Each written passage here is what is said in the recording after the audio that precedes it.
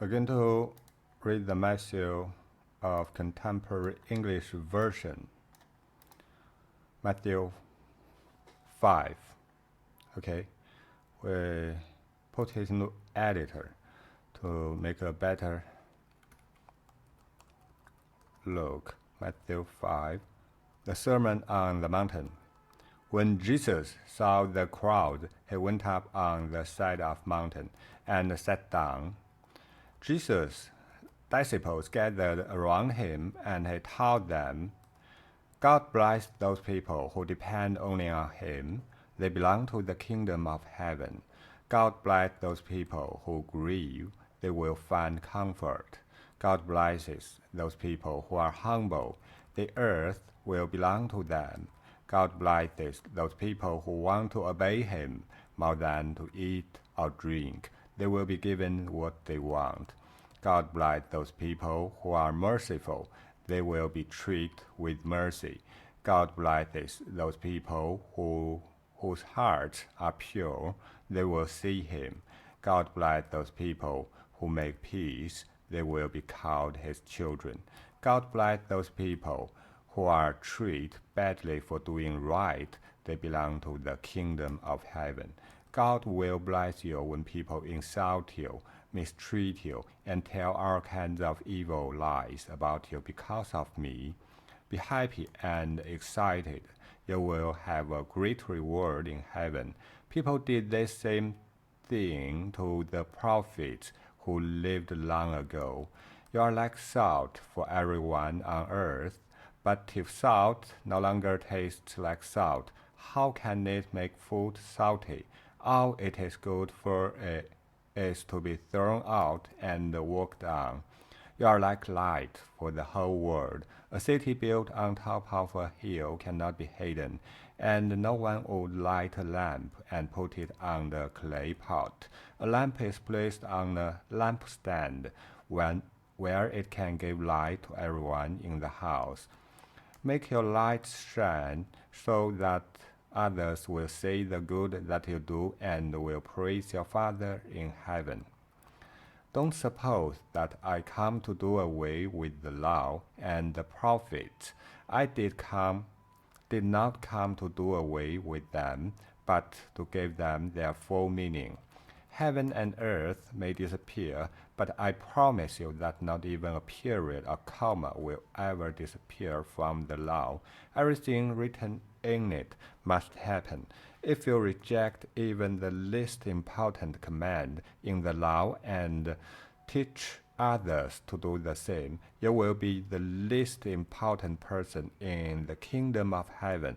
But if you obey and teach others its command, you will have an important place in the kingdom. You must obey God's command better than the Pharisees and the teachers of the law obey them. If you don't, I promise you that you will never get into the kingdom of heaven. You know that our ancestors were told, do not murder, and the murder must be brought to trial. But I promise you that if you are angry with someone, you will have to stand trial. If you call someone a fool, you will be taken to court. And if you say that someone is worthless, you will be in danger of the fire of hell. So if you are about to place your gift on the altar and remember that someone is angry with you, leave your gift there in front of the altar, make peace with that person. Then come back and offer your gift to God. Before you are dragged into court, make friends with the person who has accused you of doing wrong. If you don't, you will be handed over to the judge and the officer who will put you in jail. I promise you that you will not get out until you have paid the last cent you own. You know the commandment which says, be faithful in marriage, but I tell you that if you look at another woman and want her, you are already unfaithful in your thoughts.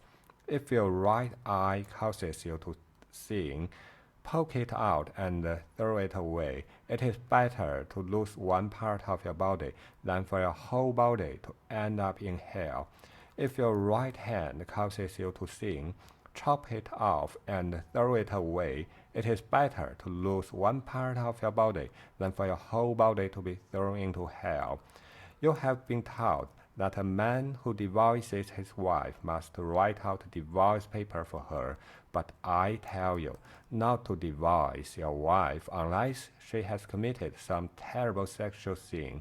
If you divorce her, you will cause her to be unfaithful, just as any man who marries her is guilty of taking another man's wife. You know that our ancestors were told, don't use the Lord's name to make a promise unless you are going to keep it. But I tell you not to swear by anything when you make a promise. Heaven is God's throne, so don't swear by heaven. The earth is God's footstool, so don't swear by the earth. Jerusalem is the city of the great king, so don't swear by it. Don't swear by your own head. You cannot make one hair white or black when you make a promise. Only say yes or no. Anything else comes from the devil. You know that you have been taught an eye for an eye and tooth for a tooth. But I tell you not to try to get even with the person who has done something to you. When someone slaps your right cheek, turn and let that person slap your other cheek. If someone sues you for your shirt, give up your coat as well. If a soldier forces you to carry his pack 1 mile, carry it 2 miles. When people ask you for something, give it to them. When they want to borrow money, lend it to them.